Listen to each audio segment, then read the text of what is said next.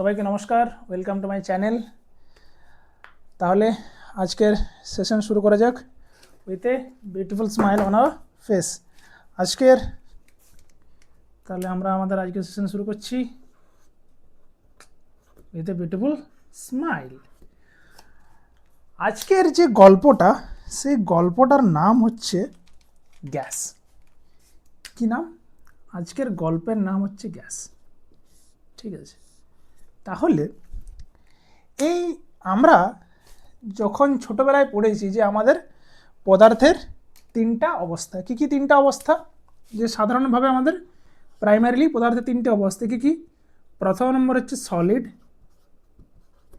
যেটাকে বলছি আমরা কঠিন। দ্বিতীয় নম্বর হচ্ছে লিকুইড, যেটাকে আমরা বলছি তরল। আর তৃতীয় নম্বর হচ্ছে গ্যাস, যেটা আমরা বলছি গ্যাস, রাইট? তাহলে এটা হচ্ছে পদার্থের তিনটে অবস্থা। এবার কঠিন যে জিনিসটা, সেটা দেখতে কেমন হয় না, তার একটা ডেফিনাইট শেপ থাকবে, ডেফিনাইট শেপ থাকবে অ্যান্ড ডেফিনাইট সাইজ থাকবে, সাইজ অ্যান্ড ভলিউম থাকবে। যেমন উদাহরণ কি, আমরা আসলে যা দেখতে পাই যে চক, ডাস্টার, এরা সবই হচ্ছে কি আমাদের, এদের নির্দিষ্ট ভলিউম আছে, এদের নির্দিষ্ট শেপ আছে। এই যেমন মার্কারটা, এই মার্কারের একটা নির্দিষ্ট শেপ আছে, তাহলে এটা কি, এটা একটা সলিড বস্তু। আবার লিকুইড কোনটা? যেমন ধরো যার ক্ষেত্রে কি, যার ডেফিনাইট শেপ নেই, ডেফিনাইট শেপ নেই, কিন্তু বাট ইট হ্যাজ ভলিউম, কিন্তু এর নির্দিষ্ট ভলিউম আছে। যেরকম ধরো আমি 1 লিটার জল নিয়েছি, এবার 1 লিটার জলকে যদি আমি একটা 1 লিটারের বোতলের মধ্যে ভরে রাখি,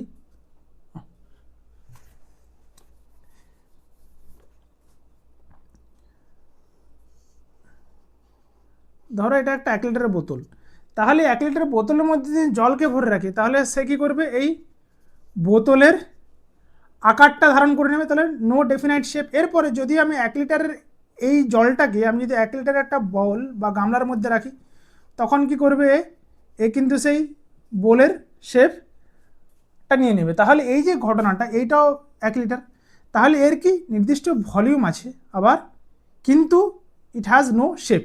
তাহলে লিকুইড কারা, যে এদের ডেফিনাইট শেপ নেই বাট ইট হ্যাজ ভলিউম, তাদেরকে আমরা বলছি লিকুইড। আর গ্যাস কি, এদের শেপ নেই, no definite shape and as well as no definite volume. যখন এদের ডেফিনাইট ভলিউম থাকবে না, ডেফিনাইট শেপ থাকবে না, আমরা যে পাত্রে নিই, একে যদি আমরা এইরকম ছোট পাত্রে রাখি একটা গ্যাসকে, তাহলে সে পুরো পাত্রটা জুড়ে ছড়িয়ে যাবে। আর যদি আমি একে এইভাবে বড় পাত্রের মধ্যেও রাখি, তাহলে এই কী করবে, এই পুরো বড় পাত্রের মধ্যেই কিন্তু ওই একই গ্যাসটা কিন্তু ছড়িয়ে পড়বে। তাহলে এই যে গ্যাস কাদেরকে বলছি, যে gas are those substance whose does not have any shape or volume, তাদেরকে আমরা বলছি গ্যাস। এবার যে সলিডের মধ্যে কেন এরা সলিড না, এদের যে সলিডের মধ্যে প্রত্যেকটা মলিকিউল আছে, এদের প্রত্যেকটা মলিকিউলের মধ্যে নির্দিষ্ট পরিমাণে একটা ইন্টার মলিকুলার গ্যাপ বা ডিস্টেন্স আছে, এবং every molecule in the solid they are closely bound with each other. ঠিক আছে, এদের ক্ষেত্রে কি, এই যে আমি যদি এটা একটা সলিডের প্রত্যেকটা মলিকিউল ভাবি, এই প্রত্যেকটা মলিকিউল কিন্তু একটা নির্দিষ্ট ডিস্টেন্স বরাবর অবস্থান করবে, এবং এদের মধ্যে যে প্রত্যেকটা এই অ্যাটমের সাথে যে এই অ্যাটমের বা এই মলিকিউলের সাথে এই মলিকিউলের যে অ্যাট্রাকশন ফোর্সটা, সেটা কিন্তু হবে স্ট্রংগেস্ট,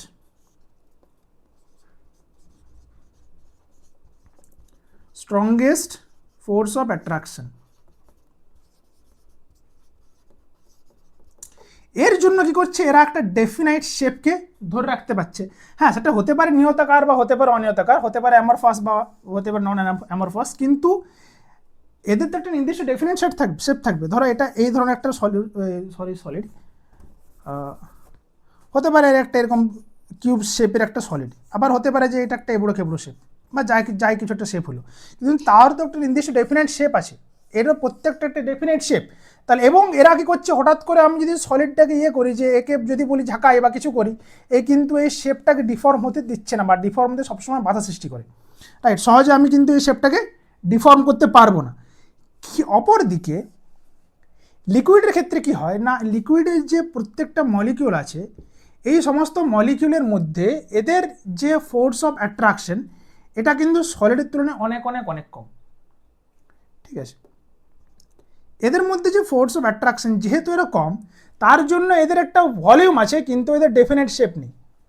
মানে এখন ধরো এই মলিকিউলগুলোকে আমি একটা এরকম একটা জায়গায় রেখেছি, তাহলে ওরা এইভাবে শেপে প্রত্যেকটা মলিকিউল অ্যালাইন হয়ে গেল। এবার এদেরকে আমি এরকম একটা কোনো একটা পাত্রের মধ্যে রাখলাম, তাহলে তখন কিন্তু ও কিন্তু ভলিউমটা একই রেখে ওদের অ্যালাইনমেন্টটাকে একটু হলেও চেঞ্জ করে দিচ্ছে। তার কারণ হচ্ছে কি, এদের মধ্যে যে অ্যাট্রাকশন ফোর্সটা, সেই অ্যাট্রাকশন ফোর্সটা কি হয়, যে লো থাকার জন্য এরা কিন্তু শেপটাকে চেঞ্জ করতে পারে, কিন্তু এতটাও লো নয় যে এ বাবু এখানে আছে তো এ বাবু ছড়ে গেল এখানে, এতটাও কম নয় যে এরা পরস্পর থেকে একদম দূরে সরে যাবে। তাহলে এদের একটা যে এদের মধ্যে যে প্রত্যেকটা অ্যাটমের মধ্যে যে ফোর্স অফ অ্যাট্রাকশন, এটা একটা মিনিমাম অ্যামাউন্টে থাকে, তার জন্য কি হয়, এরা পরস্পরের সাথে কিছুটা হলেও বাউন্ড অবস্থা থাকে, তার জন্য এদের আমরা ভলিউম পাই কিন্তু কোনো শেপ পাচ্ছি না। তাহলে এটা গেল আমাদের লিকুইডের ব্যাপার। এবার আসি এই যে গ্যাসের গল্প।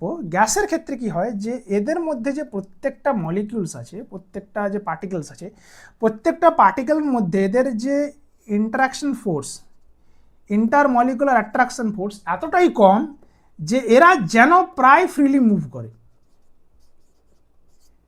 যেন প্রায় অলমোস্ট ফ্রিলিভাবে মুভ করে। তার জন্য কি হয়, যে এদের না আছে কোনো ডেফিনাইট শেপ, না আছে কোনো ভলিউম।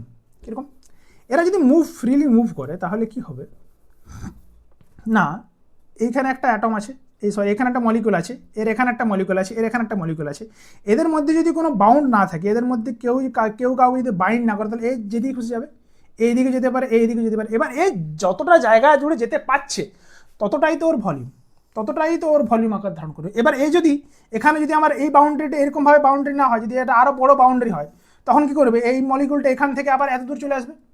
তাহলে এই যে জায়গাটাও পাচ্ছে, এই জায়গাটা তখনই পাচ্ছে যখন এদের মধ্যে কোনো বাউন্ড এনার্জি নেই, বা এদের মধ্যে একে পেছনে টানার মতো কোনো ফোর্স নেই, তার জন্য এরা এই যেদিকে খুশি যেতে পারছে। তাহলে এটা হচ্ছে আমাদের gas.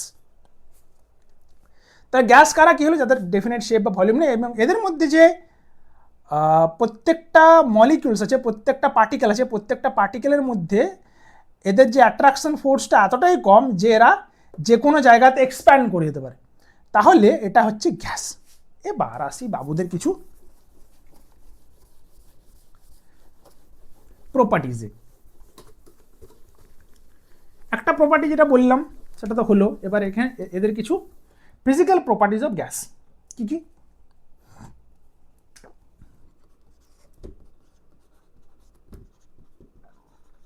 Physical properties of gas.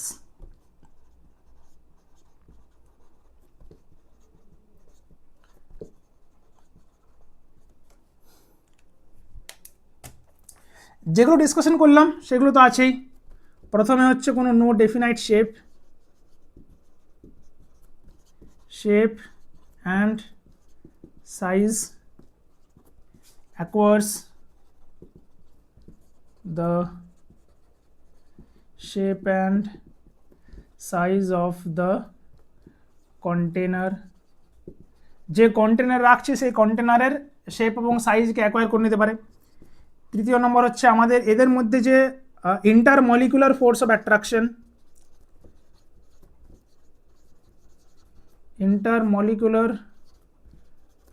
Attraction, এটা কি হয়, যে almost zero, or we can say that these are negligible attraction force. 4 নম্বর, এদের ধরো একটা গ্যাসকে আমি রেখেছি একটা কন্টেনারের মধ্যে বা একটা পাত্রের মধ্যে আমি গ্যাসকে রেখেছি। এবার এই গ্যাসের যে প্রত্যেকটা মলিকিউলস আছে, এ কী করবে, এরা নিজেদের মধ্যে ধাক্কা খাবেই, এরা নিজেদের মধ্যে তো পরস্পর ধাক্কা খাবে, আবার এই কী করে পাত্রের এই যে কন্টেনারের দেওয়ালে গিয়ে পড়ে এ কিন্তু ধাক্কা দেবে, প্রত্যেকটা মলিকিউল কন্টেনারের দেওয়ালে গিয়ে পড়ে ধাক্কা দেবে।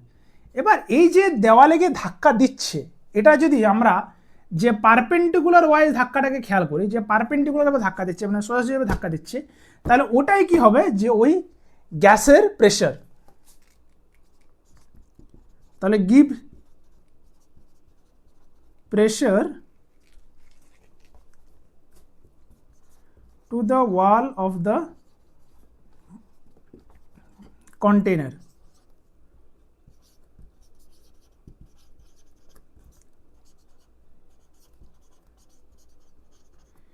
গ্যাসের অণুগুলি কি করে না, অণুগুলি পাত্রের দেওয়ালে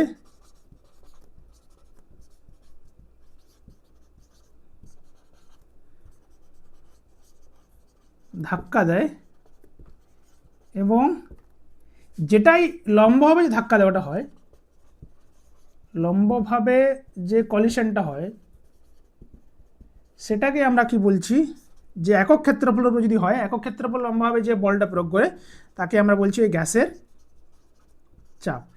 তাহলে গ্যাসের চাপ জিনিসটা কি না, একক ক্ষেত্রফলের উপর লম্বভাবে যে ধাক্কাটা দিচ্ছে সেটাই হচ্ছে এই গ্যাসের চাপ।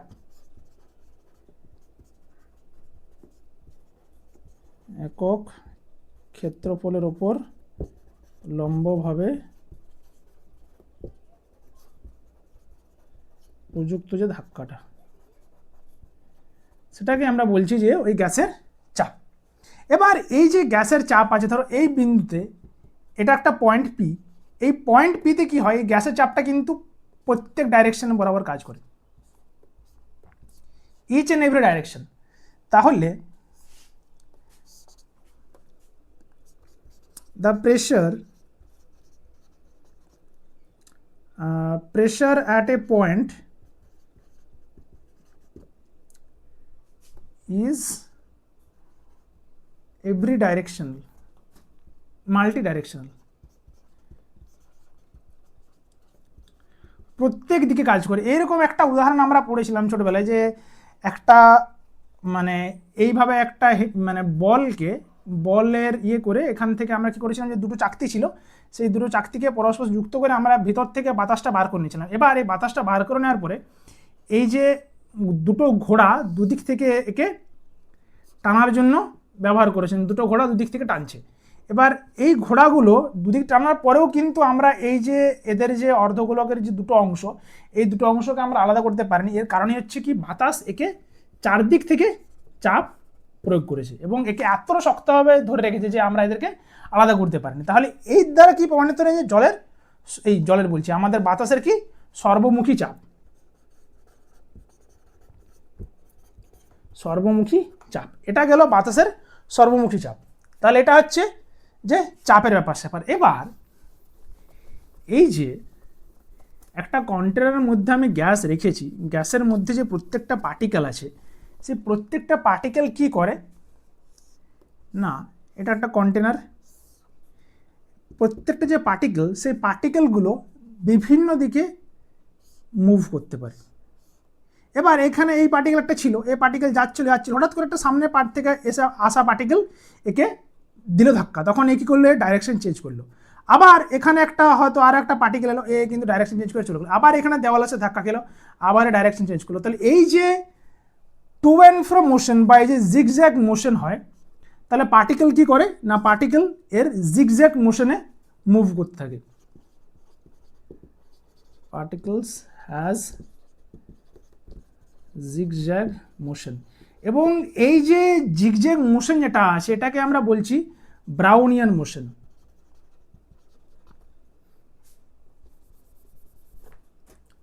এটাকে আমরা বলছি ব্রাউনিয়ান মোশন।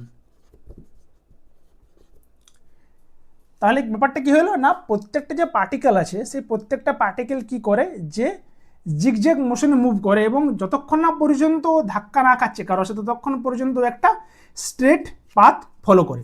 মানে এখান থেকে ধরো এখান থেকে একটা পার্টিকেল যাওয়া শুরু করলো, এবার এখানে ধাক্কা খেলো, আবার এ কিন্তু যেভাবে ধাক্কা খাচ্ছে, ধাক্কা খাওয়ার আগে পর্যন্ত কিন্তু একটা লিনিয়ার মোশনে ফলো করে বা একটা সরল রেখার ওর যে মানে গতিটা, সেই গতিটা হয় কিন্তু সরলরৈখিক গতি যতক্ষণ ধাক্কা খাওয়ার আগে পর্যন্ত। তাহলে এটা হচ্ছে ব্রাউনিয়ান মোশন। এবার আর কি, আর হচ্ছে তোমার যে আর কি যেন ছিল, যেহেতু এদের মধ্যে অ্যাট্রাকশন ফোর্সটা, এদের প্রত্যেকটা পার্টিকেলের মধ্যে অ্যাট্রাকশন ফোর্স এতই কম, তাহলে এরা কি করে না, ধরো বিভিন্ন পার্টিকেল, বিভিন্ন মলিকুলের গ্যাস আছে, যেমন ধরো H2 গ্যাস আছে, N2 গ্যাস আছে, সালফার SO2 গ্যাস আছে, এরা কি করবে, এরা কিন্তু পরস্পরের সাথে এমনভাবে মিশে যাবে যে আমরা কিন্তু এদেরকে ওইভাবে পৃথক করতে পারবো না।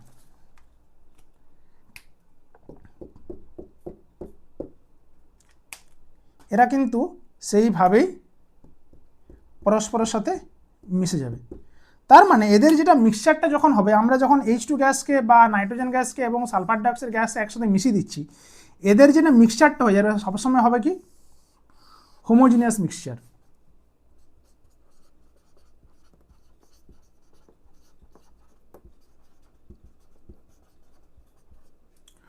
হোমোজিনিয়াস মিক্সচার হবে। তাহলে এই যে যে সমস্ত প্রপার্টিগুলো বললাম, যে প্রথম হচ্ছে তোমার এদের ডেফিনেট শেপ বা সাইজ নেই, এরা যে পাত্রে রাখা হোক না কেন সেই পাত্রের আকার ধারণ করে, এবং এর পাত্রের দেওয়ালে অনবরত মানে কন্টিনিউয়াসলি কোলাইড করে, কলিশন করে, এবং ওই কলিশন বা কোলাইডের জন্য কি করে, পাত্রের দেওয়ালে ও কিন্তু চাপ সৃষ্টি করে, এবং ওইটা যদি লম্বাভাবে যখন আমরা নেব সেটা হচ্ছে গ্যাসের চাপ। তারপরে এদের যে পার্টিকেলগুলো কি করে, জিগজ্যাগ মোশনে মুভ করে, এবং এদের যখনই আমরা বিভিন্ন রকম গ্যাস নিচ্ছি, এই বিভিন্ন রকম যদি ইন্ডিভিজুয়াল গ্যাস নিই, তাদেরকে যখন আমরা একসাথে মিক্স করব, তাহলে আমরা যেটা মানে যে সলিউশনটা পাবো বা যে মিশ্রণটা পাবো, সেই মিশ্রণটা হবে কিন্তু আমাদের সবসময় হোমোজিনিয়াস। মানে আমি এখানে যে অনুপাতে এইগুলোকে পাবো, আমি কিন্তু এখানেও সেম অনুপাতেই কিন্তু এই তিনটে গ্যাসকে পাবো। তাহলে এটাই হচ্ছে আমাদের হোমোজিনিয়াস মিক্সচার। এবার এই যে গ্যাসের প্রপার্টি আছে, এই গ্যাসের বিভিন্ন প্রপার্টিগুলোকে ব্যাখ্যা করার জন্য আমাদের বিভিন্ন বিজ্ঞানী তাদের বিভিন্ন রকম ল দিয়েছেন। এবার ওই যে বিভিন্ন রকম ল আছে, সেই সমস্ত রুলগুলোকে আমরা একসাথে কি বলছি না, গ্যাসিয়াস ল।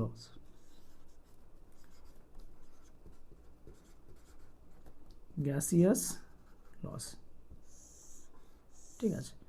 বিভিন্ন বিজ্ঞানী তাদের যেরকম তাদের এক্সপেরিমেন্ট, তাদের যেরকম মনে হয়েছে, তারা সেই রকমভাবে কিন্তু আমাদের বিভিন্ন গ্যাসের মানে বিভিন্ন বিজ্ঞানী তাদেরকে গ্যাসের ফর্মুলাগুলোকে ওনারা সেইভাবে ডিসক্রাইব করার বা তাদের সেইভাবে সূত্রগুলি দিয়েছেন। তাহলে চলো দেখা যাক এক এক করে কী কী সূত্র আমাদের, কী কী বিজ্ঞানী কোন কোন সূত্র দিয়েছেন। প্রথম নম্বরে যার নাম প্রথমে আসে আমাদের মাথায়, তার নাম হচ্ছে বয়েলস।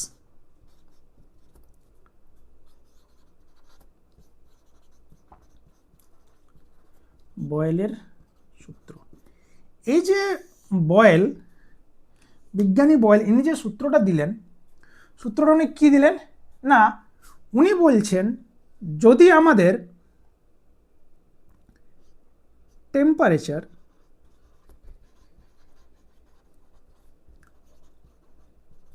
উষ্ণতা আর আমাদের পদার্থের পরিমাণ মানে গ্যাসের পরিমাণ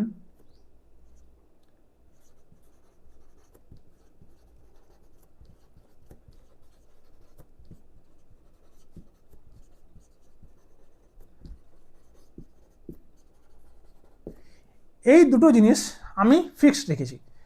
এবার এই যে টেম্পারেচার এবং অ্যামাউন্ট অফ গ্যাস ফিক্সড মানে কি, ধরো আমি এমন একটা কন্টেনার নিয়েছি, সেই কন্টেনারের চারদিক থেকে আমি বন্ধ করে রেখেছি, ঠিক আছে, এবং উপরে একটা পিস্টন লাগিয়ে রেখেছি, এমনভাবে পিস্টন লাগিয়ে রেখেছি যাতে এখান থেকে এই ভিতর থেকে কোনো গ্যাস না বাইরে যেতে পারে, না কোনো গ্যাস ভিতরে আসতে পারে।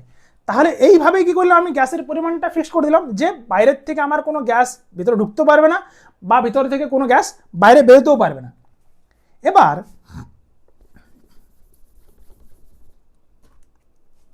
আমি কি করছি, এই সিস্টেমটাকে ধরো এইভাবে একটা চোঙ রেখেছি, এখানে একটা আমি পিস্টন রেখেছি, পিস্টন মানে হচ্ছে যেটা মুভ করতে পারে, যেমন ইঞ্জেকশনের সিরিঞ্জ, ইঞ্জেকশন সিরিঞ্জ বাইরের থেকে যেটা আমরা পুশ করি, সেটাই তো হচ্ছে ওই জিনিসটাই ভেবে নিতে পারি আমরা এখানে ঘটছে। মুখটা বন্ধ করে দিলাম। এবার আস্তে আস্তে কী করছি, টেম্পারেচারকে ফিক্সড রেখেছি আর অ্যামাউন্ট অফ গ্যাসের, তার মানে এখান থেকে কোনো গ্যাস বেরোচ্ছে না, লিক হচ্ছে না, কোনো লিকেজ নেই, আর টেম্পারেচারে কোনো চেঞ্জ হচ্ছে না, তখন কি হবে, যদি আমরা এই পিস্টনটাকে আস্তে আস্তে নিচের দিকে নামাই বা আস্তে আস্তে উপরের দিকে ওঠাই, তাহলে কি হবে, ভলিউমেরও হ্রাস বা বৃদ্ধি ঘটবে। যদি আমরা প্রেসার বাড়াই, চাপ যদি বাড়াই, এখানে আমি এটাকে নিচে নামাচ্ছি, চাপ বাড়ানো মানে কি নিচে নামাচ্ছি, তাহলে যত আমরা চাপ মানে বাড়াবো তত কি হবে, এ আস্তে আস্তে আস্তে আস্তে সংকুচিত হতে থাকবে। তার মানে কি, আগে এতটা জায়গা দখল করছিল, এখন এতটা জায়গা দখল করছে, তার মানে কি ওর ভলিউমটা আস্তে আস্তে কমতে থাকবে। যত আমি প্রেসার বাড়াতে থাকবো তত এর ভলিউম ধীরে ধীরে কমতে থাকবে। তাহলে এই যে ইনক্রিজ অফ প্রেসার আর ডিক্রিজ অফ ভলিউম, তাদের মধ্যে এদের যে রিলেশনটা কি হবে, এদের রিলেশনটা হবে আমাদের ব্যস্তানুপাতিক, রাইট। তাহলে এইটা হচ্ছে বয়েলের সূত্র, যে যখন আমরা প্রেসার মানে কনস্ট্যান্ট টেম্পারেচার এবং কনস্ট্যান্ট অ্যামাউন্ট অফ গ্যাসের ক্ষেত্রে যখনই আমরা আমাদের প্রেসারটাকে বাড়াতে থাকবো তত কি হবে, এর ভলিউমটা কমতে থাকবে, বা ভাইস ভার্সা, যদি আমরা প্রেসার কমাতে থাকি তখন ভলিউমটা আস্তে আস্তে বাড়তে থাকবে। এই পিস্টনটা যদি তুলতে থাকি, এর তো জায়গাটা বাড়ছে, তাহলে জায়গাটা যতই বাড়বে তত আমাদের ভলিউম বাড়ছে। তাহলে এটাই হচ্ছে আমাদের যে বয়েলের সূত্র। এবার এই যে বয়েল সূত্রটা আমি এভাবে লিখলাম, আমি এটাকে আর একভাবে লিখতে পারি, সেটা কি না, এটাকে যদি আমি এভাবে লিখি যে পি সমান কে বাই ভি, এই সমানুপাতিক চিহ্নটা তুলতে গেলে একটা কনস্ট্যান্ট নিয়ে আসতে হয়। এবার এটা যদি আমি এইদিকে গুণ করে দিই, পিভি সমান লিখতে পারি কনস্ট্যান্ট, তাহলে এটাও কিন্তু একটা বয়েলের সূত্রের অন্যতম গাণিতিক রূপ। এছাড়া আমি এটাকে আরেকভাবে লিখতে পারি, কী হবে না, যদি ধরো একটা সার্টেন টেম্পারেচারে আমাদের এই সার্টেন টেম্পারেচারে প্রাথমিক প্রেসার ছিল P1, সেই প্রাথমিক প্রেসারে ভলিউম হচ্ছে V1, আবার আমি প্রেসারটাকে ইনক্রিজ করলাম তখন ভলিউমটা কমে হয়ে গেল V2। তাহলে যখন আমি যদি আমার P1টা বড়, P2টা বড় হয় P1 এর চেয়ে, তখন আমাদের কি হবে যে ঠিক, তাহলে তখন আমরা কি লিখতে পারি যে P1 V1 সমান হচ্ছে P2 V2। এখান থেকেও কিন্তু এটা হচ্ছে আমাদের একটা গাণিতিক সমীকরণ, এবং এখান থেকে অনেক রকম অঙ্ক যদি আমাদের যখন অঙ্ক পড়ে, যদি অগ্নিধন অঙ্ক পড়ে, তাহলে আমাদের এইখানের থেকে কিন্তু আমাদের সেই প্রবলেমগুলো সলভ হবে। এটা হচ্ছে আমাদের বয়েলের সূত্রের গাণিতিক রূপ, P1 V1 সমান হচ্ছে P2 V2। তাহলে এটা গেল আমাদের বয়েলের সূত্র। এবার বয়েলের পরের জন বিজ্ঞানীর নাম কি, পরের বিজ্ঞানী হচ্ছেন আমাদের চার্লস।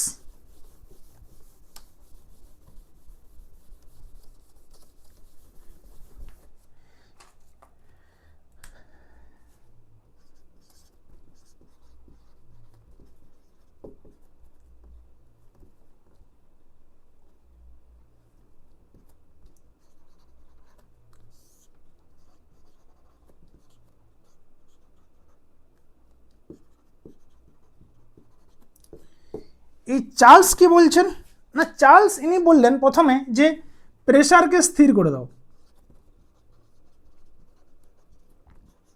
প্রেসারকে ফিক্স করে দাও, আর কি করবে, আর তুমি করবে যে অ্যামাউন্ট অফ গ্যাস এটাকে ফিক্স করে দাও,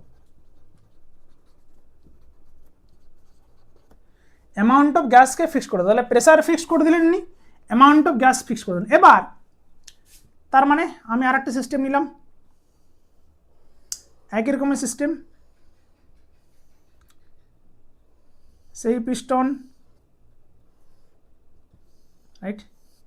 এবার এই পিস্টনটাকে এবার আমি নিচ থেকে কি করতে শুরু করলাম, একটা বুনসেন বার্নার নিয়ে এলাম, সেখান থেকে আমি একে হিট করতে শুরু করলাম।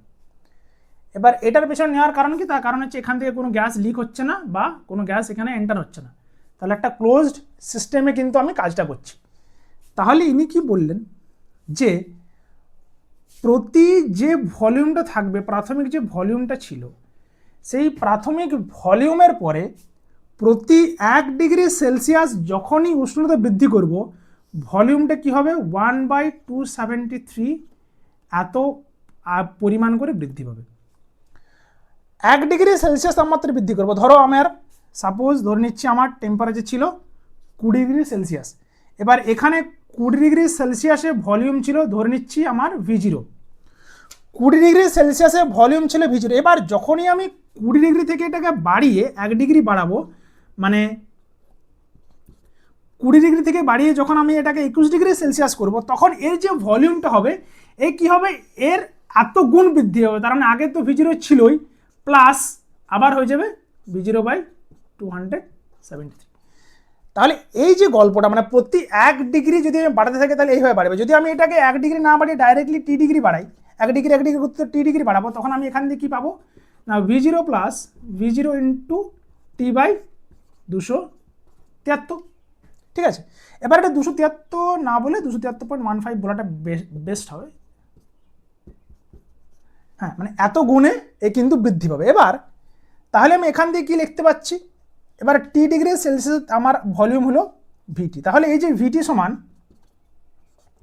V0 plus V0 into T/273.15। এখান থেকে আমি যদি V0 কমন নিই তাহলে 1 প্লাস T/273.15। তাহলে এই যে গল্পটা, যে VT মানে টি টেম্পারেচার যখন আমি ইনক্রিজ করছি একটা প্রাথমিক টেম্পারেচার থেকে, তখন ওর যে ভলিউমের ইনক্রিজ সেটা কত, ফাইনাল ভলিউমটা কত হবে না, V0 প্রাথমিক যে ভলিউমটা ছিল তার সাথে 1 প্লাস T/273.15। তাহলে এই যে ফাইনাল আমাদের যেটা বেরোলো, এইটা হচ্ছে চার্লসের সূত্রের গাণিতিক রূপ।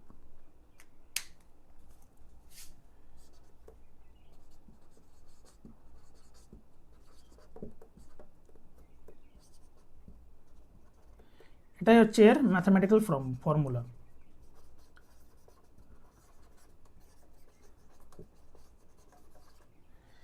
তাহলে এইভাবে আমরা কি পেলাম না, চার্লসের সূত্রে এটা একটা গাণিতিক রূপ। এবার এটাকে আরেকটু সিম্পলিফাই করা যাক।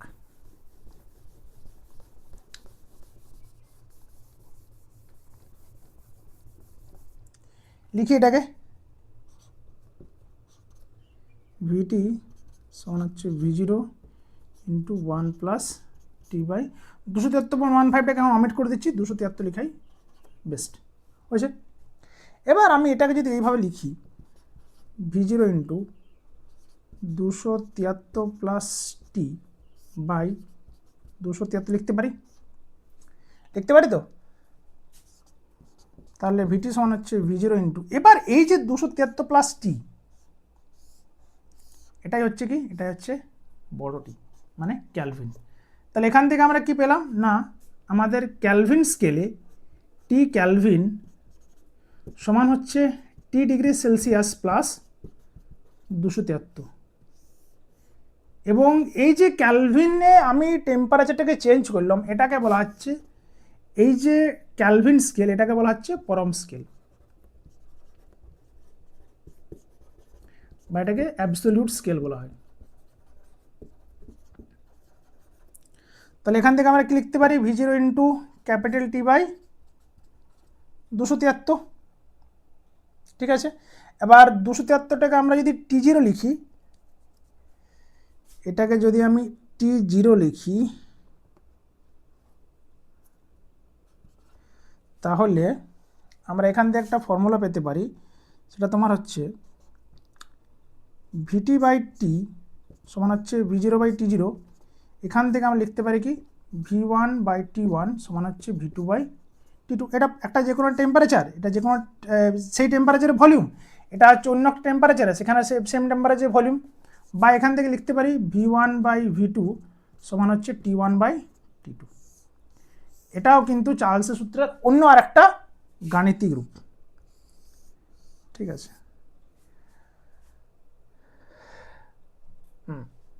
তাহলে এটা গেল চার্লসের সূত্র। এই একটা মেইন জিনিস তো আমি মিস করে গেছি, সেটা হচ্ছে বয়েলের সূত্রের গ্রাফিক্যাল রিপ্রেজেন্টেশন। ওটা তো ভুলে গেছি, আগে চার্লসের সূত্রটা লিখিনি, তারপরে বয়েলের সূত্রটা করছি। এবার চার্লসের সূত্রের আমি যদি গ্রাফ বানাতে যাই, এটা কিভাবে বানাবো না, আমি একদিকে দেব টেম্পারেচার, আর একদিকে দেব ভলিউম। তাহলে এক্স অ্যাক্সিস বরাবর টেম্পারেচার, ওয়াই অ্যাক্সিস বরাবর যদি ভলিউম আঁকি তাহলে আমার গ্রাফটা কেমন হবে? এইটা হচ্ছে 0 ডিগ্রি সেলসিয়াস এবং টেম্পারেচারটা কত ডিগ্রি সেলসিয়াস নিচ্ছি, তাহলে এটা 0 ডিগ্রি সেলসিয়াস, তাহলে গ্রাফটা হবে এইরকমভাবে। এইটা হচ্ছে যত আমরা টেম্পারেচার বাড়াবো ভলিউম কিন্তু তত বাড়তে থাকবে। এবার যদি আমরা 0 ডিগ্রির থেকে পিছন দিকে নামাতে থাকি, মানে নেগেটিভ যেতে থাকি, নেগেটিভ যেতে একটা সময় কি পাবো না, আস্তে আস্তে এই গ্রাফটা কি হবে, এই অংশে গিয়ে পরে মিশে যাবে। এই অংশে যাওয়ার পরে মানে এই অংশে যাওয়া মানে কি, এই অংশে যাওয়ার অর্থ হচ্ছে যে এই আমার ভলিউমটা কি বিকামস 0। তাহলে আমি যত 0 ডিগ্রির থেকে টেম্পারেচার কমাচ্ছি গিয়ে পরে সার্টেন এমন একটা টাইম বা এমন একটা টেম্পারেচার পাবো যে টেম্পারেচারে কি হবে না, দ্য ভলিউমস বিকাম 0 ভলিউম। এবার এই যে 0 ভলিউম হলো কোন টেম্পারেচার হবে না, -273.15 ডিগ্রি সেলসিয়াস। তার মানে যখন আমরা টেম্পারেচারটাকে কমিয়ে -273.15 ডিগ্রি সেন্টিগ্রেডে নিয়ে আসবো তখনই কি হবে, ভলিউমস বিকাম 0। এই যে টেম্পারেচারটা, যে টেম্পারেচারে আমার ভলিউমটা 0 হয়ে গেল, এটাকে বলা হচ্ছে অ্যাবসলিউট 0 টেম্পারেচার।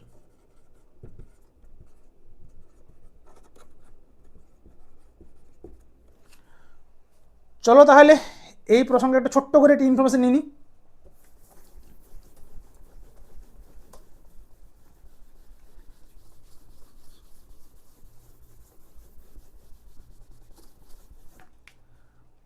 কি দেখলাম আমরা না, আমাদের যে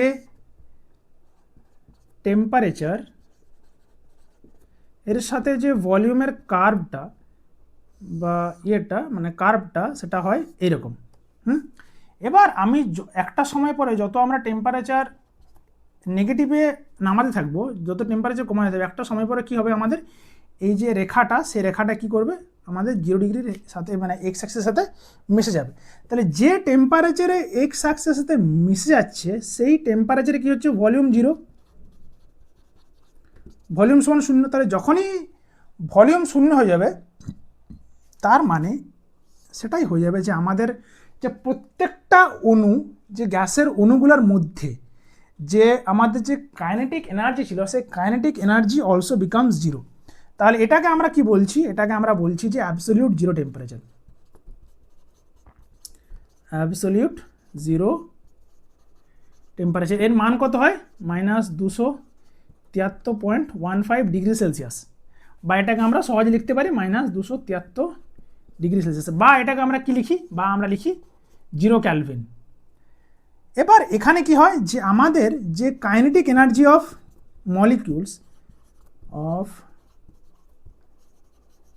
molecules of gases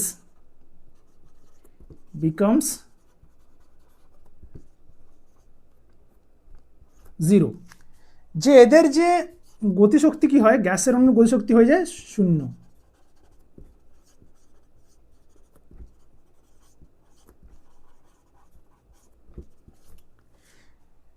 এটার একটা ফর্মুলা আছে কীরকম না, যদি আমাদের গ্যাসের অণুর গতিশক্তি মেজার করা হয়, যে এটা হচ্ছে 3/2 কেটি, যেখানে হচ্ছে 3/2টা একটা কনস্ট্যান্ট আর কে হচ্ছে বোল্টজম্যান কনস্ট্যান্ট আর টি হচ্ছে টেম্পারেচার। তাহলে যদি আমার টি এর মান মানে এটা হচ্ছে তোমার কেলভিন স্কেয়ার টেম্পারেচার, টি এর মান যখনই 0 হয়ে যাবে তাহলে তখন কাইনেটিক এনার্জির মান 0 হয়ে যাবে।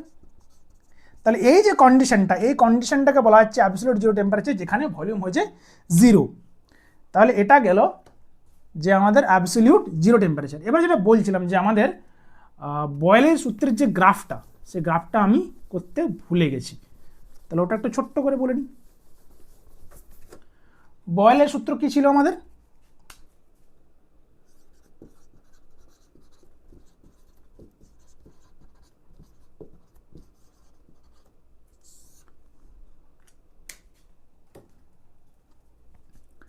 বয়েলের সূত্র কি ছিল, বয়েলের সূত্র বলছে যে আমাদের পিভি সমান হচ্ছে কনস্ট্যান্ট। এবার আমি যদি এটাকে প্লট করি, এইদিকে রাখি যদি এক্স অ্যাক্সিস বরাবর যদি ভি কে রাখি আর ওয়াই অ্যাক্সিস বরাবর যদি পি কে রাখি, আমরা কীরকম গ্রাফটা পাবো,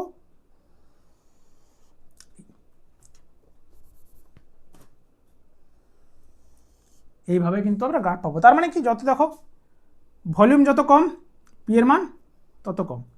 আবার যত দেখো পি এর মান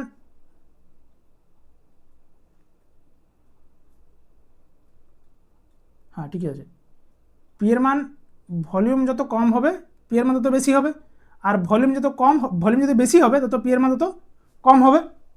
তাহলে এইটা হচ্ছে আমাদের বয়েলের সূত্রের গ্রাফ। এরপরে কি আসে?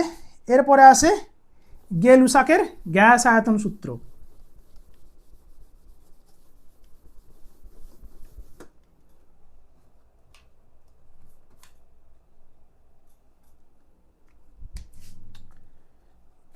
গে-লুসাক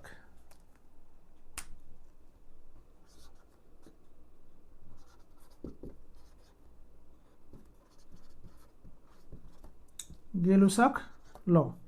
এই যে গে-লুসাকের সূত্র, এতে গে-লুসাক বাবা জীবন কি বলছেন না, ইনি বলছেন যে যখন আমরা ভলিউমটা ফিক্সড রেখে দেব, ভলিউম ফিক্সড রেখে দেবো, আর কি করব আমার অ্যামাউন্ট ফিক্সড,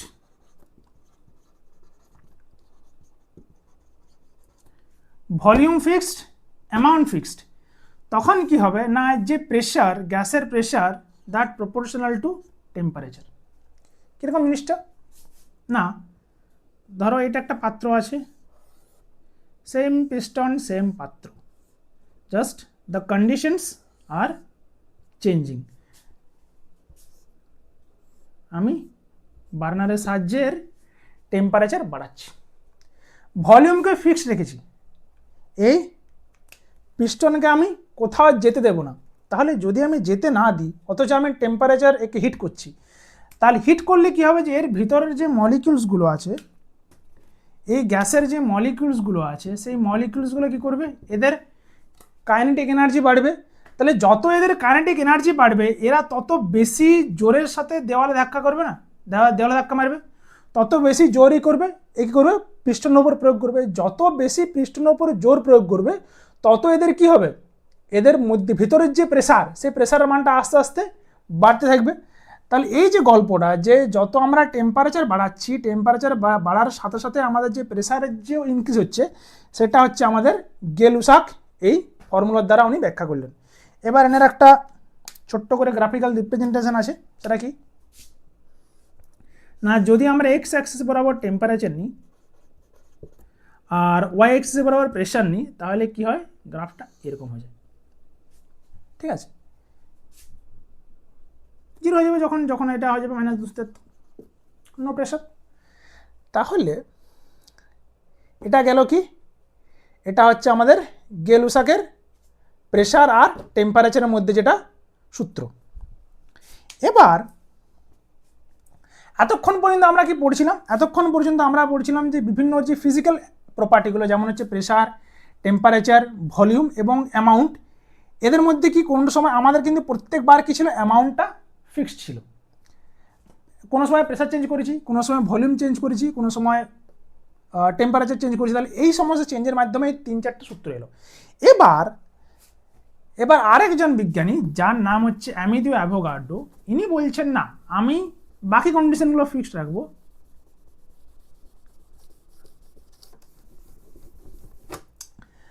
আমি শুধু করব ভলিউম এবং মানে আমি কি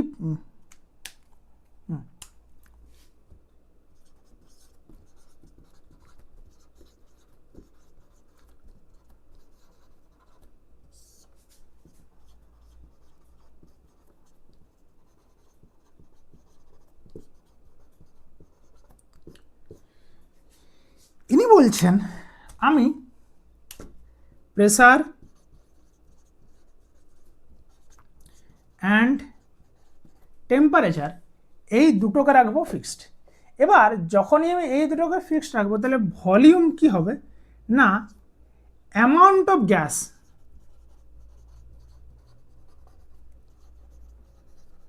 এর সাথে সমানুপাতিক হবে, এবং এটাকে উনি কি বলছেন যে ভলিউম প্রপোর্শনাল টু মোল। ঠিক আছে, কীরকম জিনিসটা, ধরো একটা গ্যাস আছে, এখানে একটা কন্টেনার আছে, এখানে আর একটা কন্টেনার আছে, এই কন্টেনার এটা হচ্ছে ভলিউম 1, এই কন্টেনার হচ্ছে ভলিউম 2। তাহলে এদের আমি যদি প্রেসার এবং টেম্পারেচার ফিক্সড রাখি, তাহলে এই যে ভলিউম 1-এর মধ্যে যে অ্যামাউন্টের গ্যাস থাকবে, ভলিউম 2-তে কিন্তু তার সেই গ্যাসের অ্যামাউন্টের পরিমাণটা বেশি হয়ে যায়। মানে এখানে ধরো এখানে যদি 10টা অ্যাটম থাকে, 1 2 3 4 5 6 7 8 9 10, এখানে থাকতে পারে 15টা। তাহলে যখনই আমি এর অ্যামাউন্টটা বাড়িয়ে দিলাম, অ্যামাউন্টটা বাড়িয়ে দেওয়ার সাথে সাথে এর কিন্তু ভলিউমটা ইনক্রিজ করলো, যদি আমাদের provided that when the pressure and temperature of that gas is fixed. এখানে আমাদের কি করছে, আমরা এখানে যে এর চলাচল করতে পারছি, যে ভিতর থেকে মলিকুলস বেরোতে পারছে বা ভিতর থেকে মলিকুলস আমরা বাইরের থেকে মলিকুলস আমরা দিতে পারছি। তাহলে এটা হচ্ছে অ্যাভোগাড্রোস ল। এবার তাহলে একবার এই যে 4টা যে ল পড়লাম, 4টা লকে একবার এক নজরে দেখে নিই।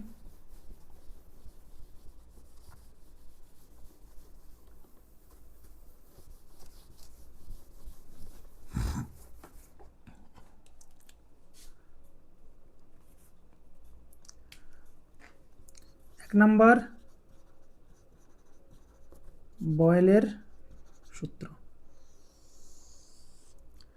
বয়েলের সূত্রে কি কি স্থির?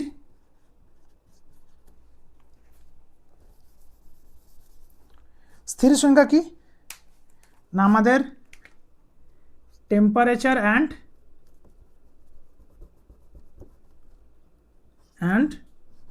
নাম্বার অফ অ্যাটমস বা নাম্বার অফ মোল। এটা যদি ফিক্সড হয় তাহলে ইনি কি সূত্রটা কি বললেন, ইনি সূত্রতে বললেন যে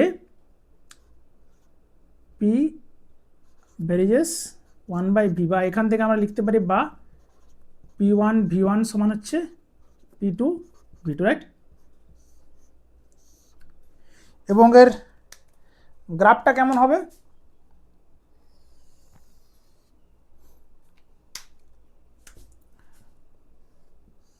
গ্রাফটা যদি এই বরাবর ভি থাকে, এই বরাবর পি থাকে, তাহলে হবে এরকম একটা গ্রাফ। তাহলে এটা হচ্ছে বয়েলের সূত্র। এরপরে চার্লসের সূত্র। চার্লসের সূত্রে কি কি ফিক্সড? চার্লসের সূত্রে প্রেসার ফিক্সড অ্যান্ড আমাদের নাম্বার অফ মোলস বা নাম্বার অফ অ্যাটমস ফিক্সড। ইনি কি বলছেন না, ইনি বলছেন যে ভিটি টেম্পারেচারে যা থাকবে, V0 প্রাথমিক যে টেম্পারেচার সেটা থেকে 1/273 গুণ হবে। বা এখান থেকে আমরা আরেকটা নিতে পারি, সেটা কি, সেটা হচ্ছে তোমার V1/V2 সমান হচ্ছে T1/T2, রাইট? এবং এর গ্রাফিক্যাল রিপ্রেজেন্টেশনটা কীরকম ছিল না, যদি আমরা এক্স অ্যাক্সিস বরাবর টিকে আর ওয়াই অ্যাক্সিস বরাবর ভিকে যদি প্লট করি, তাহলে গ্রাফটা হবে এরকমভাবে, এবং একটা জায়গাতে নেগেটিভ এক্স অ্যাক্সিসে একটা জায়গাতে গিয়ে পরে এ 0 হয়ে যাবে, যেটার মান কত, -273°C। সরি, টেম্পারেচার ছোটো। এটা গেল বয়েলের সূত্র।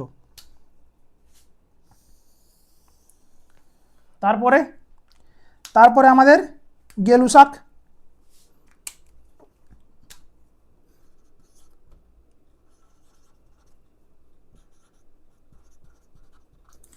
গেলুসাক সূত্রটা কি বলছে না, আমাদের P proportional to T, P proportional to T, বা এখানে P1/P2 সমান হচ্ছে T1/T2। এটা সরি, এখানে কিটা ফিক্সড? এখানে ফিক্সড হচ্ছে ভলিউম ফিক্সড অ্যান্ড আমাদের নাম্বার অফ মোল ফিক্সড। তাহলে এখানে কি ব্যাপারটা কি ঘটছে না, এখানে বলছেন আমাদের যে P প্রপোর্শনাল টু T, এবং গ্রাফটা কীরকম হবে না, T আর P এইভাবে, ঠিক আছে? তাহলে এটা গেল গেলুসাক। এবার অ্যাভোগাড্রো।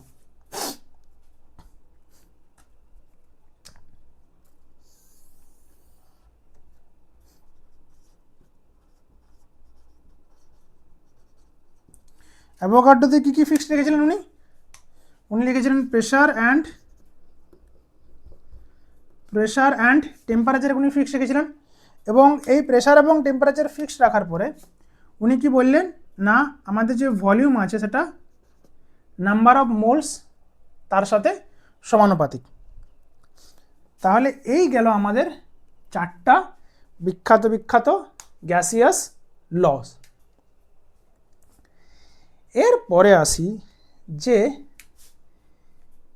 কিছু কিছু এমন গ্যাসকে আমরা কল্পনা করেছি যারা এই ধরনের বয়েলের সূত্র, চার্লসের সূত্র এবং অ্যাভোগাড্রো সূত্র মেনে চলে, সম্পূর্ণরূপে মেনে চলে। আমরা মনে মনে ওগুলো কল্পনা করেছি, যে ভেবে নিয়েছি যে এমন কিছু গ্যাস থাকবে যারা এই ধরনের চার্লসের সূত্র, বয়েলের সূত্র এদেরকে মেনে চলবে পুরোপুরিভাবে in any temperature, in any pressure condition. তাহলে তাদেরকে আমরা কি বলছি? তাদেরকে আমরা বলছি আদর্শ গ্যাস বা আইডিয়াল গ্যাস। আইডিয়াল গ্যাস, আদর্শ গ্যাস, একদম তারা একদম আদর্শ, মানে এদের কোনো ডেভিয়েশন নেই, এদের কোনো মানে কি বলবো, এদের না আছে মানে কোনো বিচ্যুতি নেই এদের, এরা একদম প্রপারলি চার্লস এবং বয়েল সূত্রকে অন্ধের মতো মেনে চলে। তাহলে ideal gas are those gas which obeys Boyle's and Charles law in all conditions.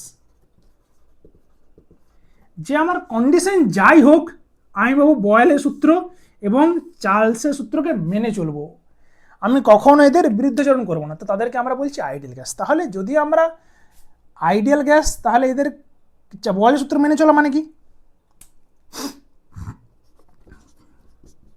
লিখতে পারি এটা বয়েলের সূত্র, চার্লস সূত্র লিখতে পারি। আর যদি আমরা অ্যাভোগাড্রো সূত্রকে নিয়ে নিই তাহলে ভি প্রপোর্শনাল টু এন। এই তিনটে সূত্রকে যদি আমি একসাথে মিলিয়ে নিই তাহলে আমি কি লিখতে পারি? যে V proportional to N T by P লিখতে পারি। তো তাহলে এখান থেকে আমরা কি লিখতে পারি? পিভি প্রপোর্শনাল টু এন টি। এবার এই যে মাঝখানের যে সমানুপাতিক চিহ্নটা, যে সমানুপাতিক চিহ্ন থেকে উঠানোর জন্য আমরা কি করছি? একটা কনস্ট্যান্ট নিয়ে আসছি। এই যে কনস্ট্যান্টটাকে বলা হয়, এই যে আর কে বলা হয় universal gas constant.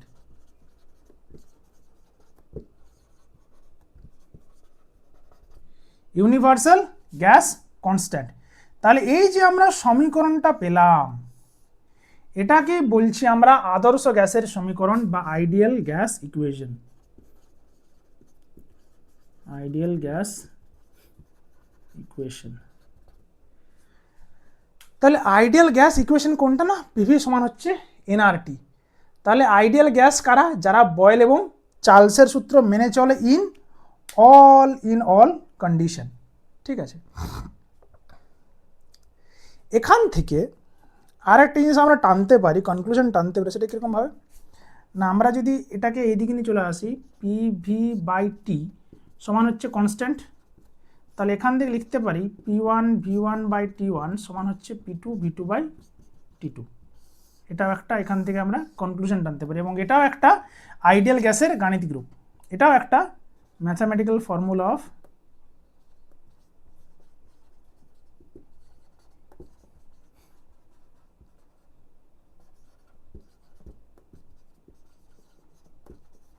Ideal gas. P1 V1 by T1 সমান হচ্ছে P2 V2 বাই T2। এবার এই যে আমাদের আর বাবা জীবন আছেন, এই আর বাবা জীবনের আমাদের কিছু মান মনে রাখতে হবে। কি কি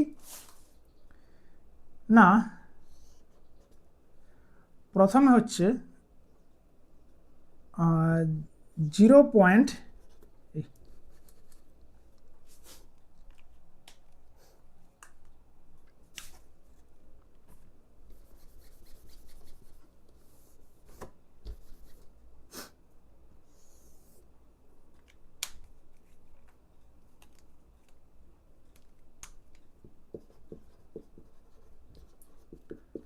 value of R. Value of R কি?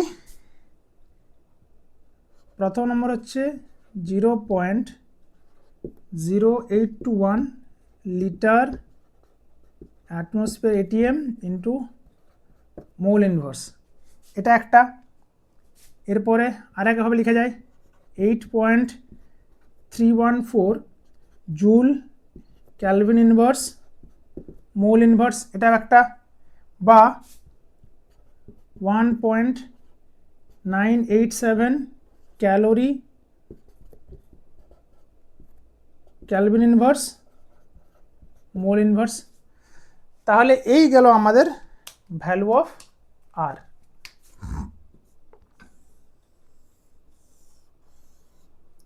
ঠিক আছে, তাহলে এটা হচ্ছে আমাদের আইডিয়াল গ্যাস। এবার এই যে আমাদের ভ্যালু অফ আরটা নির্ধারণ করলাম আমরা, এটা নির্ধারণ করলাম কিসে না এসটিপিতে, standard temperature and pressure. STP জিনিসটা কি?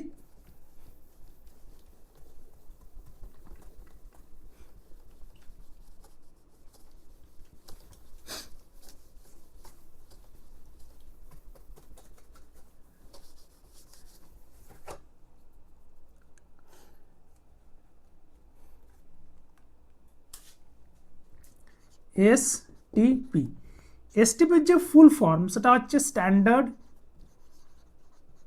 Temperature and pressure. জিনিসটা কি স্ট্যান্ডার্ড টেম্পারেচার অ্যান্ড প্রেশার? মানে 0 ডিগ্রি সেলসিয়াস উষ্ণতায়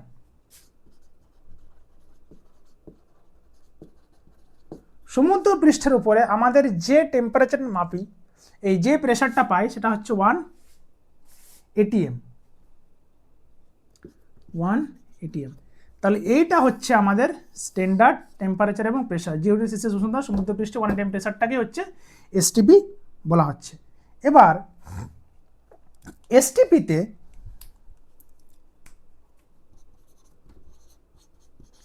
এসটিপিতে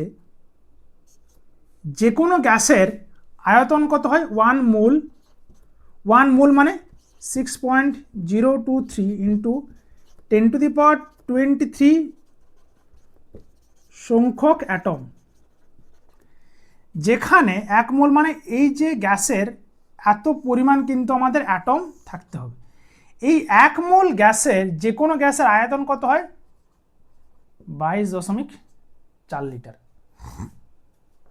ঠিক আছে, তাহলে এসটিপিতে মানে স্ট্যান্ডার্ড টেম্পারেচার অ্যান্ড প্রেশারে কি হয় যে 1 মোল যে কোনো গ্যাসের আয়তন কত হয়? 22.4 লিটার। 1 মোল মানে কত না 1 মোল মানে হচ্ছে 6.023 ইন্টু 10⁻23 সংখ্যক অ্যাটম। মানে যদি ধরো সাপোজ এটা একটা কন্টেনার আছে, এই কন্টেনারের মধ্যে যদি আমরা গুনে গুনে দেখতে পারি যে এর মধ্যে 6.023 ইন্টু 10⁻23 নাম্বারের এতগুলো নাম্বার অফ অ্যাটমস আছে, তাহলে তখন আমরা বলবো এই কন্টেনারে কত মোল গ্যাস আছে না this container has 1 mole of gas. ঠিক আছে, এবং এই যে 6.023 ইন্টু 10⁻23 এই যে নাম্বারটা, এই নাম্বারটাকে বলা হয় Avogadro number. Avogadro number. Okay, তাহলে এটা গেল আমাদের এসটিপি এবং অ্যাভোগাড্রো নাম্বার এবং 1 মোলের সাথে যে কত লিটারের একটা গ্যাস থাকে সেটা বোঝা গেল। এরপরে আসছে যে ডাল্টনের আংশিক চাপ সূত্র।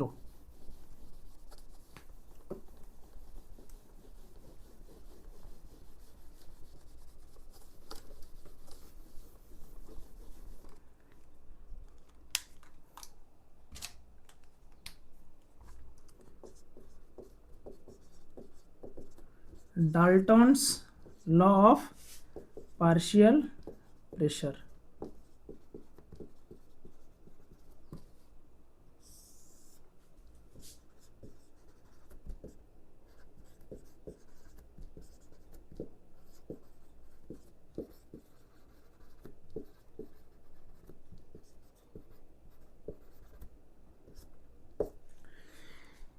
এই জিনিসটা কি না ধরো এমন কিছু গ্যাস নিলাম যারা পরস্পরের সাথে কোনো বিক্রিয়া করছে না। ধরো হাইড্রোজেন গ্যাস নিলাম, অক্সিজেন গ্যাস নিলাম আর নাইট্রোজেন গ্যাস নিলাম। এই তিনটে গ্যাসকে আমি প্রথমে একটা কন্টেনারের মধ্যে রাখলাম যার হয়তো ভলিউম প্রেসার একই, তিনটে কন্টেনারের মধ্যে রাখলাম। ঠিক আছে, তিনটে সেম ভলিউম এর কন্টেনারের মধ্যে রাখলাম এবং সেম প্রেসারের মধ্যে সেম ভলিউম এবং সেম টেম্পারেচারের মধ্যে রাখলাম। তাহলে এখানে রেখেছি H2, এখানে রেখেছি O2 আর এখানে রেখেছি N2। তাহলে এদেরকে কি করলাম আমি, না এদের প্রত্যেকের আমি প্রেসার মাপলাম। এর প্রেসার পেলাম P1, এর প্রেসার পেলাম P2, এর প্রেসার পেলাম P3। এবার আমি যে গ্যাসের প্রেসারগুলো মাপছি কিসের সাহায্যে মাপছি, না আমি মাপছি এটার সাথে ম্যানোমিটারের সাহায্যে, ম্যানোমিটারের সাহায্যে। এবার এই তিনটে গ্যাসকে কি করলাম আমি সিমিলার ডাইমেনশনের একটা ইয়েতে রেখে দিলাম, মানে আর একটা কন্টেনার নিলাম যেখানে ডাইমেনশনটা একই, সিমিলার ডাইমেনশন আর একটা কন্টেনার সেখানে রেখে দিলাম। এবার এই তিনটে গ্যাসকে মিশিয়ে দিলাম। তিনটে গ্যাসকে মেশানোর পরে আমি কি দেখতে পাচ্ছি, না যে প্রেশারটা আমি পেলাম এখন, এই প্রেশারটা আমি যেটা পাচ্ছি সেটা কিন্তু এই যে প্রত্যেকটা যে ইন্ডিভিজুয়াল প্রেশার তার প্রেশারের সমষ্টি।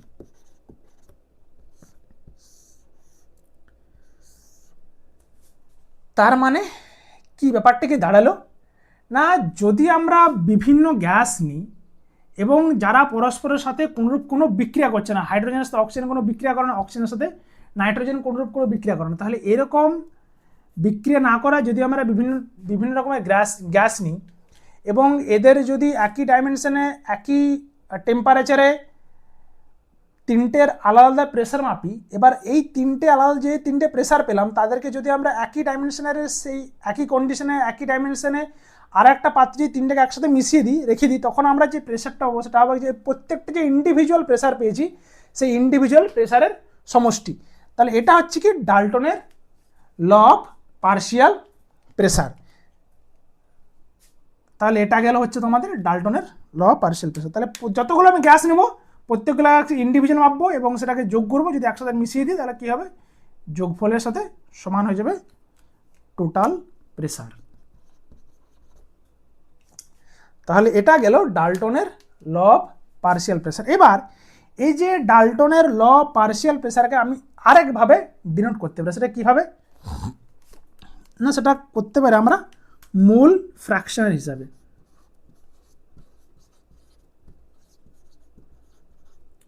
মোল ফ্র্যাকশন হিসাবে, মোল ফ্র্যাকশন জিনিসটা কি, না ধরো আমাদের hydrogen gas, oxygen gas, nitrogen gas.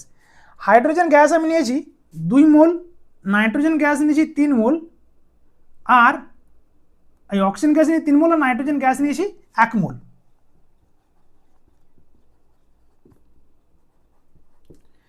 তাহলে এবার এদেরকে যদি মোল ফ্র্যাকশন হিসাব করি তাহলে এর তিনটেকে যখন মেশাবো এদের মোট কত, মোট মোল কত, না 3 দিয়ে 5 রেখে 6। তাহলে এদের যে মোল ফ্র্যাকশন কত হবে, হাইড্রোজেনের জন্য মোল ফ্র্যাকশন কত হবে 2/6, অক্সিজেনের ক্ষেত্রে কত হবে 3/6 আর নাইট্রোজেনের ক্ষেত্রে হবে 1/6। তাহলে এই যে প্রত্যেকটা মান পেলাম এইগুলোকে আমরা বলছি যে মোল ফ্র্যাকশন। ঠিক আছে, তাহলে এবার দেখো যত মানে আমাদের যে প্রত্যেকটা যদি আমি ইন্ডিভিজুয়াল প্রেসার বার করতে চাই তাহলে এই যে প্রেসারটা যেটা হবে সেই প্রেসারটা কি হবে, যে মোল ফ্র্যাকশন অনুযায়ী ভাগ হয়ে যাবে। ঠিক আছে, তাহলে আমি যদি এখানে ধরো আমার তিনটার আমার টোটাল প্রেসার জানা আছে পি,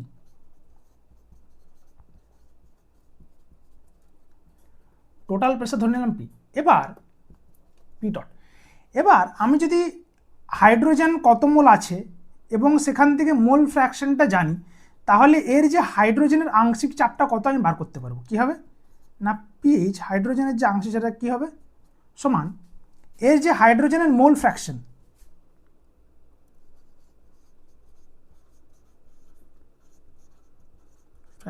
ইনটু টোটাল প্রেসার। এটাকে যদি ম্যাথামেটিক্যাল ফর্মুলাতে লিখতে যাই তাহলে কি লিখব না P1 সমান মোল ফ্র্যাকশন, x1 মানে মোল ফ্র্যাকশন ইনটু পি ডট। এটাই হচ্ছে আমাদের যে ডাল্টনসের ল অফ পার্শিয়াল প্রেসারকে আমরা এইভাবে কিন্তু মোল ফ্র্যাকশনে এখানে আমরা লিখতে পারি। ঠিক আছে, তাহলে এটা গেল আমাদের যে আইডিয়াল গ্যাস এবং তাদের কিছু দাবি দেওয়া আর কি। এবার আমাদের ওটা গেল আইডিয়াল গ্যাস। এবার যদি আমরা ভাবি যে আইডিয়াল গ্যাস বলে আদতেও কি কিছু আছে, নাকি এটা জাস্ট হাইপোথেটিক্যাল প্রসেস বা হাইপোথেটিক্যাল একটা সিনারিও আমরা ভেবে নিয়েছি, বাস্তবে কিন্তু এই যে আইডিয়াল গ্যাস যে ব্যাপারটা আছে সেই গ্যাসের সাথে কিন্তু বাস্তব গ্যাসের অনেকটাই ডিফারেন্স আছে। তাহলে সেটা এরপরে আসি আমাদের বাস্তব গ্যাস। বাস্তব গ্যাস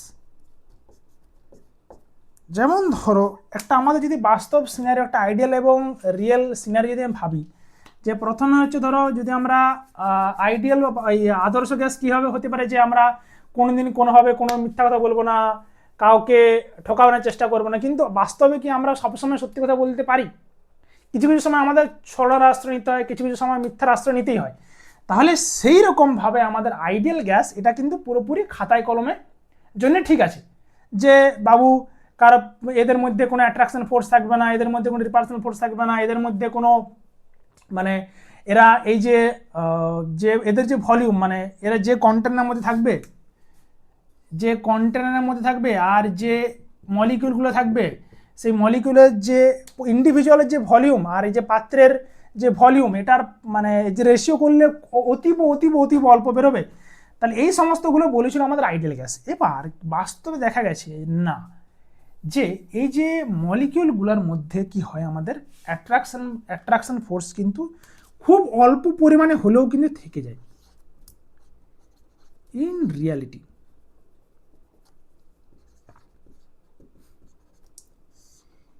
রিয়ালিটিতে কি হয় না, আমাদের there exist force of attraction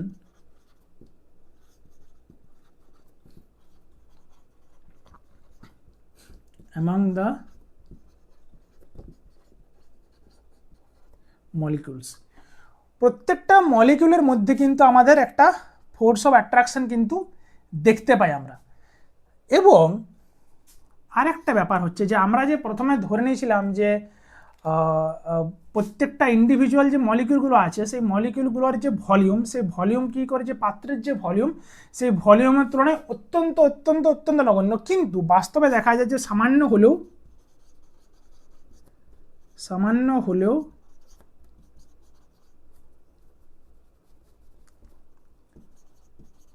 total volume exists. ঠিক আছে, কিছুটা হলেও কিন্তু আমরা ভলিউমটা পাই। তাহলে এই দুটো মেনলি এই দুটোর কারণে আমাদের কি হয়, যে বাস্তবে যে গ্যাসের সমীকরণ, সেই বাস্তব সমীকরণকেই আদর্শ গ্যাসের যে সমীকরণ, সেই আদর্শ গ্যাসের সমীকরণটা কিন্তু বাস্তব যে গ্যাস আছে তারা কিন্তু মেনে চলতে পারে না। ঠিক আছে, তাহলে আমাদের এই যে পিভি সমান এনআরটি, এই যে গ্যাসের ইকুয়েশন, এটা আইডিয়াল গ্যাস ইকুয়েশন। এর থেকে কি হয়, আমাদের যে রিয়েল গ্যাস ইকুয়েশন এটা ডিফার করে যে কিরকম ভাবে। তাহলে রিয়েল গ্যাস ইকুয়েশনটা কি,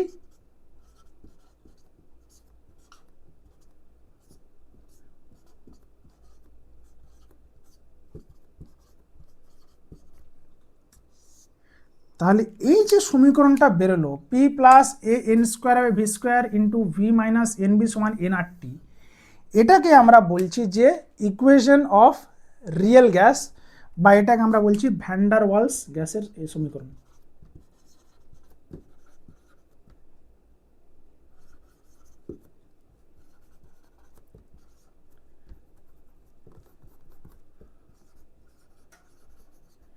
van der Waals equation of gas. তাহলে এই যে ঘটনাটা, যে বাস্তব গ্যাসের সাথে বাস্তব গ্যাসের সাথে আদর্শ গ্যাসের যে ডিফারেন্স, সেটা হয় কিন্তু মেনলি এই দুটোর কারণে। এবং এইটা হচ্ছে আমাদের বাস্তব গ্যাসের সমীকরণ, যেখানে হচ্ছে এ এবং বি, এটা তোমার হচ্ছে প্রেসার এবং ভলিউমের জন্য যে পার্থক্যটা, সেটা কিন্তু এইটার দ্বারা বোঝানো হয়। ঠিক আছে, তাহলে এটা হচ্ছে আমাদের বাস্তব গ্যাস এর ব্যাপার স্যাপার। এবার আসি যে গ্যাসের ডিফিউশন।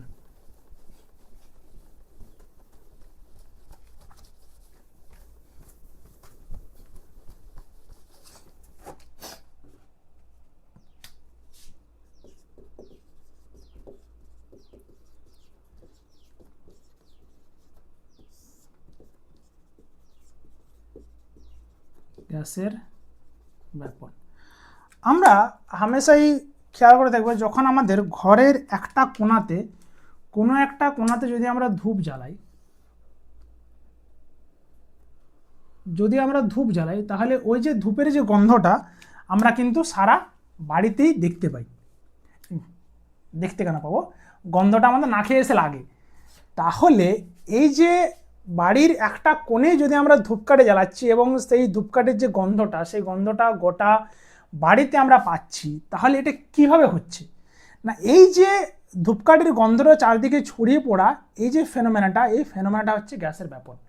গ্যাসের ব্যাপন হয় বলেই কিন্তু আমাদের এই ফেনোমেনাটা দেখতে পাচ্ছি। এবং এই ব্যাপন কাদের হয় না, যে সমস্ত মলিকুলদের মধ্যে একটা ফ্লো আছে, মলিকুলদের মধ্যে যদি মুভমেন্ট হয়, তখনই কিন্তু আমাদের গ্যাসের ব্যাপন ঘটে। এই যে গ্যাসের ব্যাপন, এটা কি তাহলে কি হলো, যে একটা মলিকুল, এই গ্যাসের মলিকুলগুলো চারদিকে ছড়িয়ে পড়ার ঘটনা। এবারে কেন এটা দ্রুত ছড়িয়ে পড়তে পারে, তার কারণ হচ্ছে এদের যে অ্যাট্রাকশন ফোর্সটা খুব কম বলে কি হয়, যে এই জায়গাতে গ্যাসের যে মলিকুলগুলো, যেগুলোর মধ্যে আমাদের সেন্ট আছে, সেই সেন্টযুক্ত মলিকুলগুলো কি করবে, চারদিকে ছড়িয়ে পড়বে এবং ঘরের প্রত্যেকটা কোণাতে ছড়িয়ে পড়বে। তাহলে এটাই হচ্ছে আমাদের গ্যাসের ব্যাপন বা গ্যাসের ডিফিউশন। এবার এই ডিফিউশনের যে কিভাবে বা কত হারে এই ডিফিউশনটা ঘটবে, তার একজন বিজ্ঞানী এটা রুল দিয়েছেন। সেই রুলটা কি না, সেটা হচ্ছে Graham's law of diffusion. Graham's law of diffusion. এই জিনিসটা কি না, ইনি বলছেন যে রেট অফ ডিফিউশন, যে ডিফিউশনের যে রেটটা, সেটা কি হবে,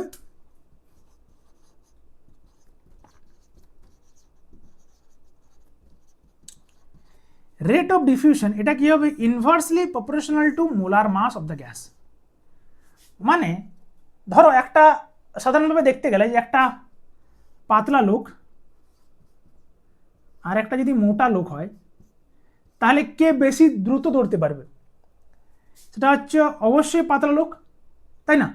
সেই রকমভাবে যদি আমাদের রেট অফ ডিফিউশন, মানে একটা গ্যাসের মলিকুলের মাস যত তার বেশি হবে, সে কিন্তু তত কম ছড়িয়ে পড়তে পারবে। তাহলে এই যে ঘটনাটা, সেটাকেই বলা হচ্ছে যে আমাদের গ্রাহামস ল, যে রেট অফ ডিফিউশন, তাহলে rate is inversely proportional to root over of molecular mass of that gas. এটাকে আমি লিখতে যাই, তাহলে কি লিখবো আমরা, R1/R2 সমান হচ্ছে রুট ওভার অফ M2/M1। এবার আমরা আর একটা জিনিস জানি, যে আমাদের মলিকুলার মাস,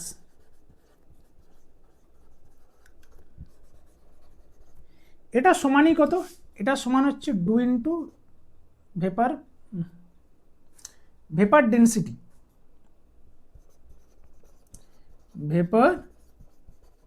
ডেন্সিটি, বা 2 ইন্টু ডি। তাহলে এম সমান হচ্ছে 2D। এখান থেকে আমি এই ইকুয়েশনকে চেঞ্জ করে কি লিখতে পারি না, R1/R2 সমান হচ্ছে রুট ওভার অফ D2/D1। এটাও কিন্তু গ্রাহামস ল অফ গ্যাসিয়াস লয়ের আরেকটা ইকুয়েশন। তাহলে এটা গেল আমাদের ডিফিউশনের ল।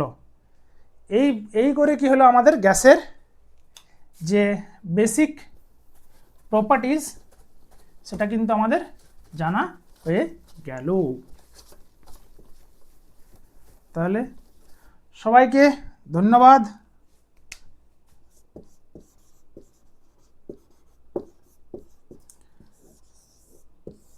থ্যাংক ইউ সবাইকে। যদি আমার ক্লাসটা ভালো লেগে থাকে তাহলে অবশ্যই সবার সাথে শেয়ার করবে আর লাইক করতে ভুলো না। চলো তাহলে সবাই ভালো থেকে সুস্থ থাকো, দেখা হচ্ছে নেক্সট ক্লাসে, টাটা।